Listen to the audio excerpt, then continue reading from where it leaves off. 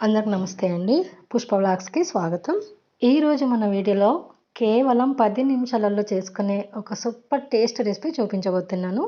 అందుకోసం ముందుగా ఒక బౌల్‌లో 2 కప్పుల గోధుమ పిండి వేసుకోవాలి. ఇందులోనే ఒక పెద్ద సైజు ఆనియన్‌ని చిన్నగా ముక్కలుగా కట్ చేసుకొని వేసుకోవాలి. ఇందులోనే సన్నగా తరిగి పెట్టుకున్న కొత్తిమీర, 2 టేబుల్ స్పూన్ల చిల్లీ ఫ్లేక్స్, 1 టేబుల్ స్పూన్ అల్లం వెల్లుల్లి పేస్ట్, 1 టేబుల్ స్పూన్ జీలకర్ర, 1 టేబుల్ స్పూన్ ఉప్పు, పావు టేబుల్ స్పూన్ పసుపు, సగం టేబుల్ స్పూన్ ధనియాల పొడి, పావు టేబుల్ స్పూన్ జీలకర్ర పొడి, పావు టేబుల్ స్పూన్ వంట సోడా వేసేసుకొని అంతా ఒకసారి బాగా కలిపేసుకోవాలి. చిల్లీ ఫ్లేక్స్ ప్లేస్లో మనం పచ్చిమిరపకాయలు కూడా సన్నగా ముక్కలు కట్ చేసుకొని వేసుకోవచ్చు. ఇప్పుడు కొన్ని నీళ్ళు పోసుకుంటూ పిండి ఉండలేకుండా బాగా కలిపేసుకోవాలండి.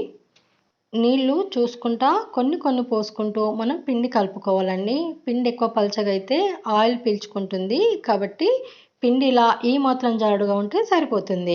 ఇలా పిండి కలిపేసుకున్న తర్వాత మూత పెట్టేసుకొని 10 నిమిషాలు పక్కన పెట్టేసుకుంటే పిండి సాఫ్ట్గా అవుతుందండి. ఇప్పుడు మనం కట్టెల పొయ్యి దగ్గరికి వెళ్ళిపోదాం. మన కట్టెల పొయ్యి అయితే రెడీగా ఉంది. కట్టెల పొయ్యి మీద ఒక కడాయి పెట్టేసుకొని కడాయిలో డీప్ ఫ్రైకి సరిపడా ఆయిల్ పోసుకొని వేడి చేసుకోవాలి.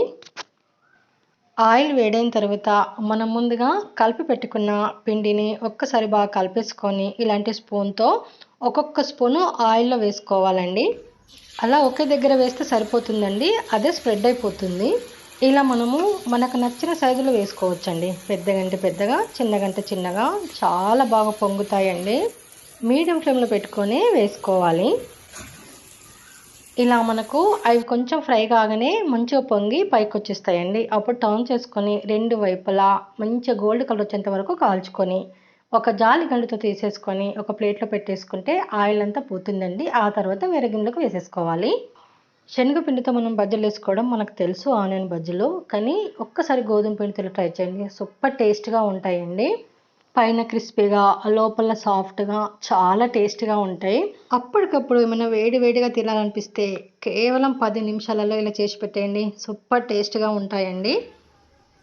ఈ రెసిపీని మనం ఈవినింగ్ స్నాక్స్ లాగా కూడా తినొచ్చు. తప్పకుండా ఒకసారి మీరు కూడా ట్రై చేయండి. ఇదండి ఈరోజు మన వీడియో అయితే. నచ్చితే లైక్ చేయండి, షేర్ చేయండి, మన ఛానల్ సబ్స్క్రైబ్ చేసుకోండి ప్లీజ్ అండి, సపోర్ట్ చేయండి. అలాగే అంటే మంచి వీళ్ళ కోసం, విలేజ్ వంటల కోసం, ఈజీ అండ్ సింపుల్ రెసిపీస్ కోసం మన wooden stove food channel follow అవ్వండి. Thanks for watching.